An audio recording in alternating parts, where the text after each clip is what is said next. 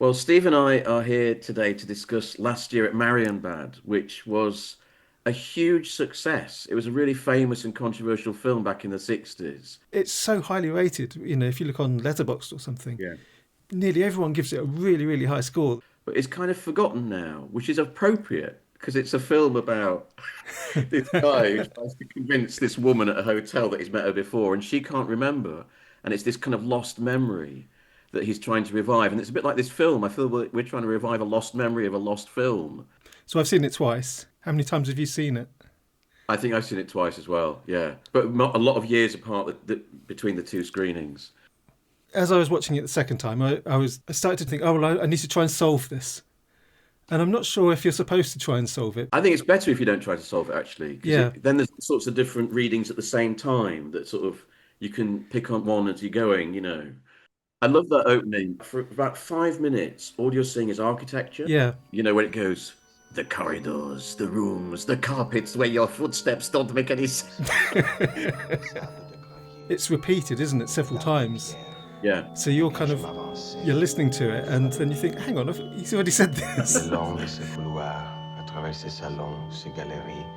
There's this kind of strange twilight world that they're in, this space. Yeah. And then this bloke brings in a narrative, but it may be a made up story, it may be a memory. But then as it goes on, his story seems to break up and he seems less sure of himself. It is almost like that kind of dream thing where you're trying to recall a dream, but every time you think of something, you kind of lose it. It becomes this kind of Yeah. slippery kind of thing that you just can't hang on to. You know that old cliche of the someone who's trapped in hell and has got to keep reliving the same events over Yeah, and over yeah. again. It's very much got the feel of that. It's almost all of the residents of the hotel, all in their own kind of purgatory and trying to resolve something that they're not quite sure of in some way. Because there's that young couple, they seem to be permanently having an argument, don't Yeah, they, in the background? Yeah.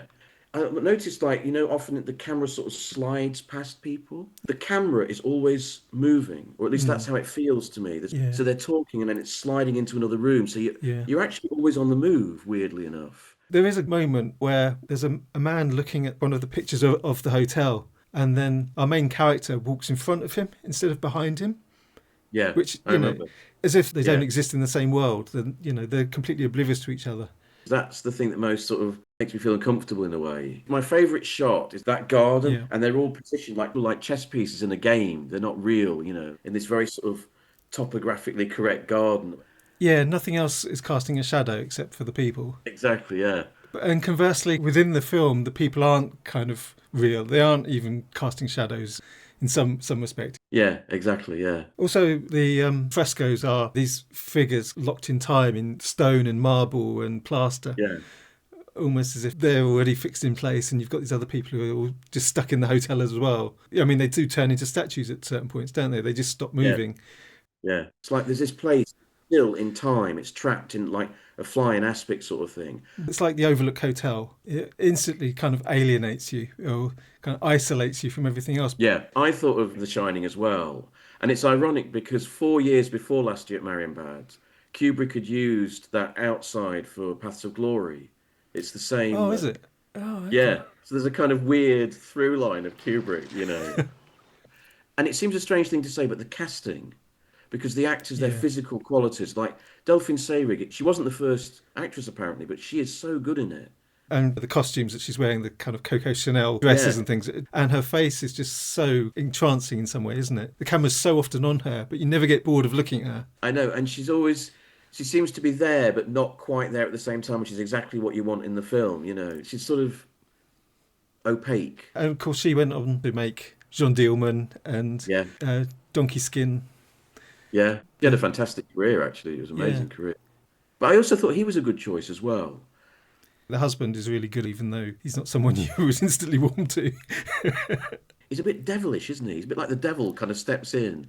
It plays this game that you can never win and all Yeah. this sort of stuff. Yeah, I thought, yeah, Grim Reaper was my take on it.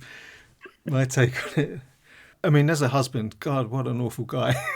Yeah, I know. God, he was terrible. She's better off with the Italian guy, I think. Yeah. Yeah, he knows everything. Yeah. Well, yeah, he does, doesn't he? Yeah. He's a boring know-it-all. The game is repeated 3 or 4 times. Yeah, and that sort of gives it like a dreamlike sort of David Lynch quality, doesn't it? That he can never master that game. Yeah, he comes back to it and says, "Do it again. I think I've got it this time. I think I can win." And of course, he never can. Yeah, The firing range is really interesting. What I did notice is the targets are kind of gentlemen, which is kind of sinister in some kind of way. yeah. They're not soldiers or something. You kind of feel like they're practicing to shoot him or her or something.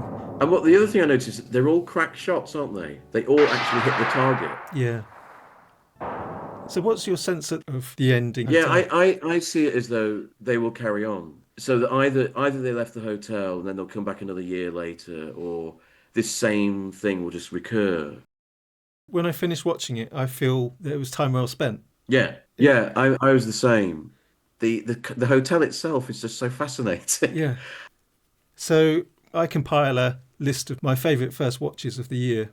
And I don't know if it's going to be like down near the bottom or if it's going to be number one.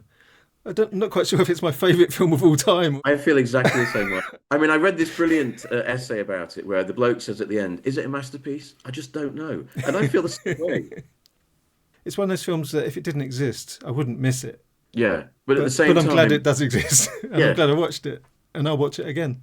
and it feels important to film, even that it's Yeah. that's a strange Yeah. paradox, isn't it? Really, yeah. It's totally unforgettable. That's the measure of a great film. Yeah, in the history of film, I'd say, yeah, it's kind of a top 100 in terms of if you were ranking like the greatest films of all time. Yeah, It would be in there absolutely. without a doubt for me. Because I mean, really, I mean, like Lynch and Stephen King with The Shining, they owe it a lot, really. It's a brilliant piece of filmmaking. It really is incredible. It's not too long. I think maybe if it had been like another Yeah. 45 minutes or something, people would have tired of it. But it doesn't kind of test your patience at all. It's kind of No. 90 minutes and you've got everything. Or have you?